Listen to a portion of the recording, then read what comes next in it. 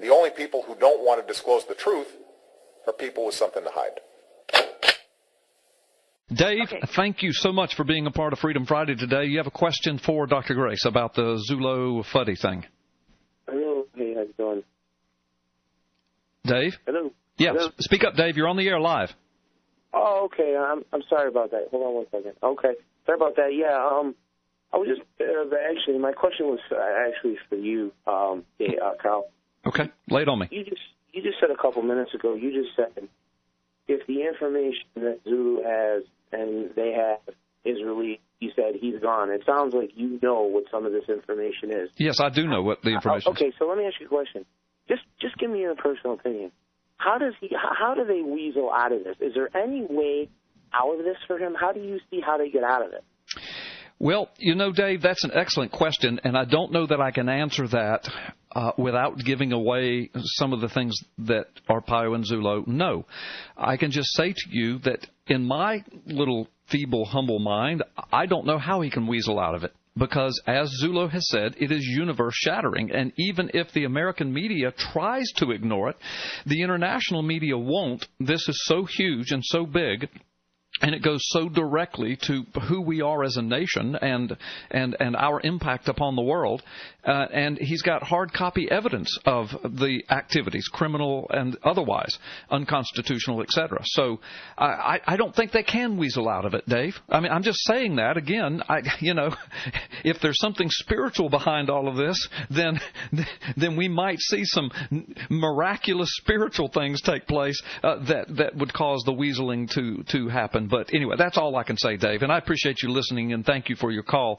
Dr. Grace, I know that you probably don't want to comment too much on that, but let's get back to your article. Don't you?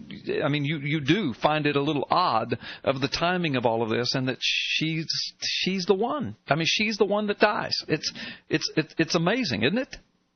Well, it's absolutely amazing, and there's also something else that's really amazing. Another fact that's just really striking. There's only one airline that services that island, and the CEO of the airline has said that in 20 years there has never been a fatality. So when you add all of these facts together and you consider that 8 passengers made it out alive and there's never been a fatality, Miss Fuddy has got to have the worst luck in the history of the world. I know. I mean, and as you so brilliantly pointed out, they all escaped death at least 3 times, and I kind of joked when I said sharks, but I mean, that's a very real possibility of the waters of Hawaii, especially 8 or 9 people flopping around out there in the middle for hours. I mean, so 4 times they've cheated death. And there's never been a fatality. I mean, it's just, and she just happens to be the one that just slips away and dies. And she just happens to be the one who is the one person in the world who could probably tell everything about how the whole Obama birth certificate debacle took place. But she's gone now. She's gone now, and we're still waiting for the results of the autopsy. That's another, I think, a bit of a strange fact. Yeah. You have a woman that dies under these circumstances. It's almost 30 days. Oh, it is 30 days. Today is 30 days. And we still don't have any official results about what the precise cause of death is. Yeah. What exactly happened? Yeah. Did she suffer a heart attack? Some people have said to me, look, isn't it possible that, it's a really stressful situation. Her heart was pounding. Yeah, I thought of that. She was under tremendous anxiety. Maybe she suffered a heart attack. Right, I thought of that. Maybe they're still making up the official narrative. Yeah. We don't know. That's why we're really looking forward to getting that autopsy report and taking a good look at it. But you've got to consider this. There were other people in her age bracket in that water. So she wasn't the only one. She was 65. Right. You had the 70-year-old veteran that managed to survive it no problem. And you had others, the veteran and the Reverend, too, was also elderly. So that's another fact, here, people might say, well, maybe she was the one of the weaker ones, physically weaker, a little bit older, and maybe that's why she succumbed to the stress and the others didn't. Yeah. Well, Dr. Grace, listen, I hear the music. I've got to take a break. When we come back, we'll continue this and more. I've got more questions for you. I'm going to talk to you about Chris Christie and Rob Gates and et cetera, okay? We'll be back in just a moment. Folks, you're listening to Freedom Friday with Carl Gallows. Dr. Grace is my guest this afternoon. You don't want to miss this. And welcome back, Dr. Grace. Listen, folks, we appreciate you hanging on during the break. Dr. Grace is my guest this afternoon. Dr. Grace Vuoto, the editor of the Politics and Culture section of the World Tribune, and also the host of the American Heartland with Dr. Grace. Dr. Grace, listen, let's finish up. Well, we've got Mickey. Did Mickey want to talk about the Fuddy thing? Okay, we've got a caller, Dr. Grace. Is that okay? We'll bring him on? Oh, absolutely. Okay, fantastic. Hold on just a moment, see if I can work these brand new phones. Mickey, are you there? Yes, I am. Okay, Hi. Mickey, you want to talk to Dr. Grace about the Fuddy death. Go ahead. Yes, very astute, all of the things, that you said. The Blaze ran this, and the title was, the birthers are going nuts over this new video that's out, and, of course, they're going kind of nuts putting it all out there, Yeah. But anyway, one of the stills that they have on the Blaze, there's a person in the water with his life vest on, and he's wearing a cap that says Marshall. I can't read the top of it, but it's Marshall, and correct me if I'm wrong, Carl, but aren't the Marshalls federal?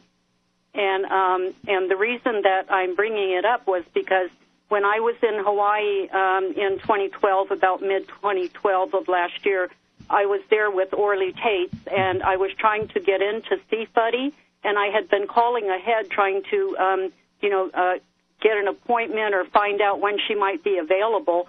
But, of course, she never returns calls or do anything, and so I went there in person, and she's in the main part of the Department of Health building, and that's where the marriage licenses are applied for. And I went in there, and the sheriff's department is the one that I guess is the receptionist there. Mm-hmm. And I went in there, and and he called up and said, and then told me, he says, well, she's not there, she's not available. Yeah. So I made it, clear to everybody that was listening in there that I, have important things to talk to her about, and that she needed to return phone calls. Yeah. Now what's your question for Dr. Grace, Mickey? My question was if you could look into that about. Oh, you mentioned about it's the only airport, and actually it's not. The main airport is on there's a main airport that services the island, but on Kalapapa, which is the former leper colony, you can only get there, by mule or to fly in. No, it's the only airline. The only airline. Oh, airline. Not the only okay. the airline. And in its 20-year history, that airline has not had a fatality. So the CEO made that statement because obviously he wanted to defend the integrity of his airline. Right. Right. So he wanted to get that fact out there. Okay. Well, I misunderstood. So I just wanted to make that note because I thought you said the only airport. Regarding your other comment, the comment about looking at the pictures and trying to decipher who was on board and all of that,